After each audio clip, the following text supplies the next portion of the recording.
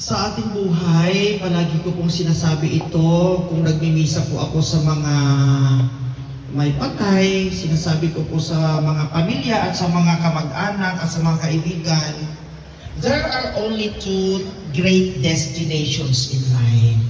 First destination is the time that we were born, nung tayo'y pinanganak, no? So, ang first destination natin is birth, letter B. And our second destination is when we die.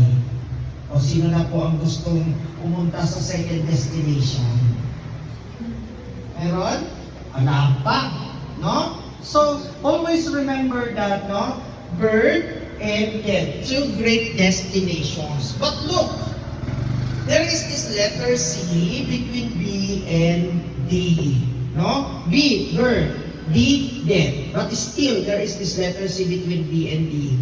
C stands for wedding Christ, but I prefer to call that today as choice. No? Choice.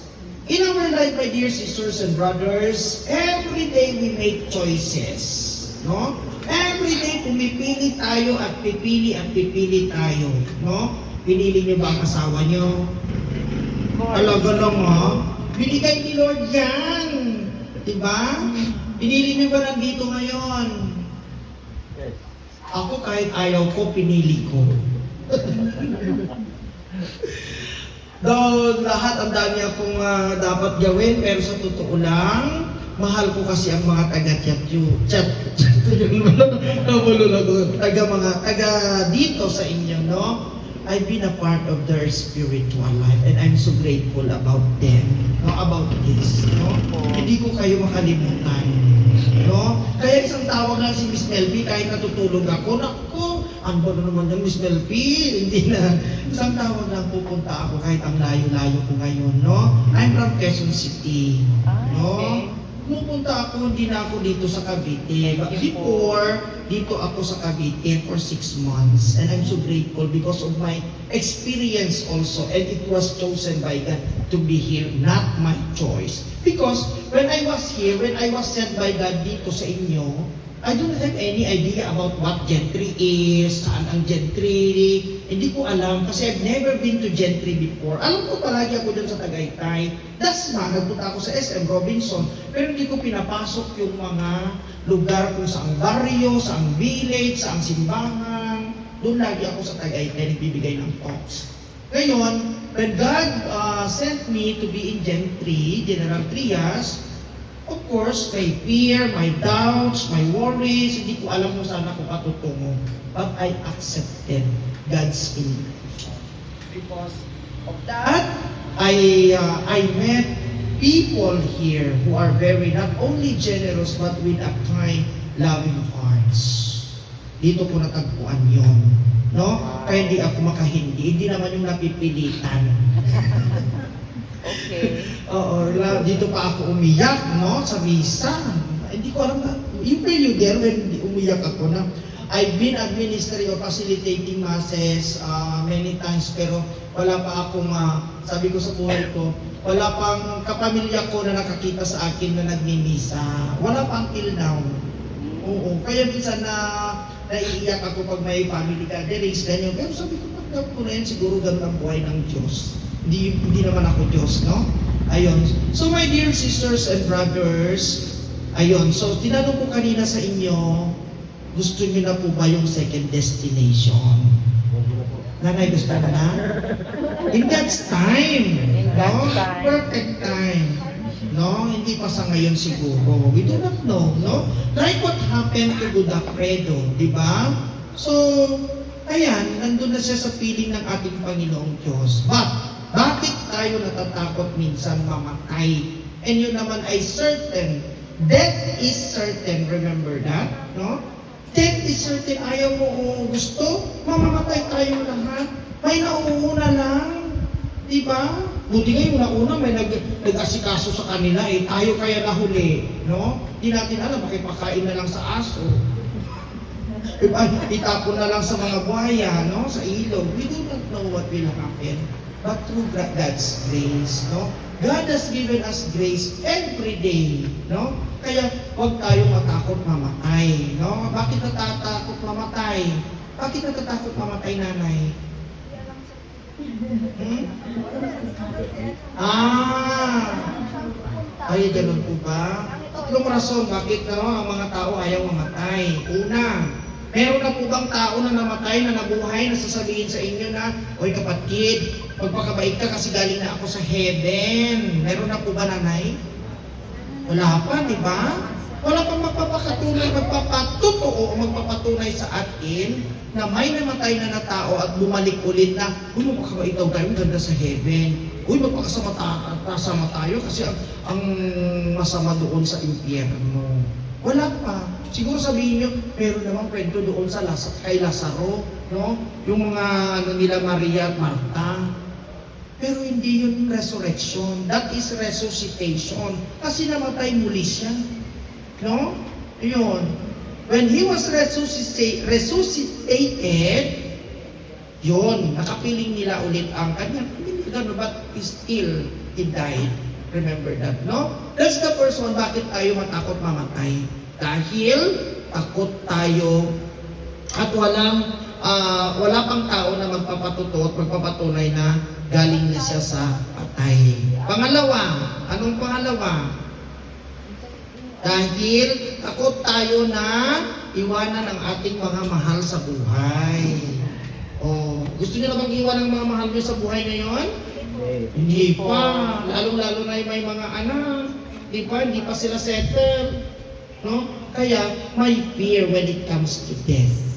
No? Huwag tayo matakot. If it is already our time na natin. No? Prepared man tayo o hindi, if it is the call of God, then so be it. Maybe may plano din ng Diyos sa kabilang buhay, sabi nga nila, no?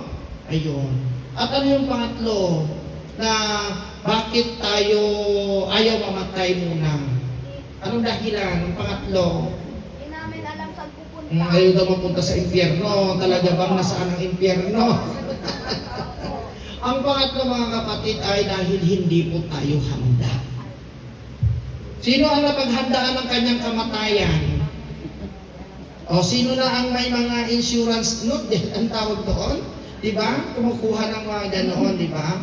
O tandaan ninyo, pinaghahandaan minsan ang birthday, pinaghahandaan minsan ang anniversary, pinaghahandaan minsan ang matrimony o ikakasal na pinaghahandaan. Eh bakit hindi natin paghandaan ang ating kamatayan? Diba? Pag-isipan natin yun. Bakit hindi natin pinaghahandaan? Kasi lalong-lalo na yung medyo mahihirap na pamilya, di ba? Minsan uutang pa yung pamilya, yung magulang, o kaya kung sino-sino. Kaya dapat daw natin minsan paghandaan. Hindi lang minsan. So my dear sisters and brothers, lahat po tayo ay pupunta sa ganyang estado ng buhay. Kamatayan. No? Pero, sa ating mga pagbasa ngayon, God, no, promised us something.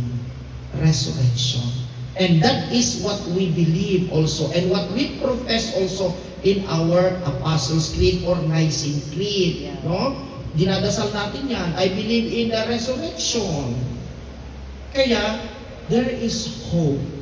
No? Kaya may pag-asa po tayo lahat. Huwag tayo mawala ng pag-asa. Dito sa ibabaw ng lupa, habang tayo nabubuhay, let us continue to hope for God's grace and continue to be optimistic sa buhay. Kasi minsan ka lang mabubuhay. No? Kaya na sabi ko kanina, we have lots of choices. Choose to do good to yourself, to your family, and to others. Kasi sayang. Diba? This moment happens only once in a lifetime. Tatandaan nyo yan. O, diba? Anong oras na, ma'am? O, 11:25? O, 11:25. Anong petsa ngayon? September 5, 20?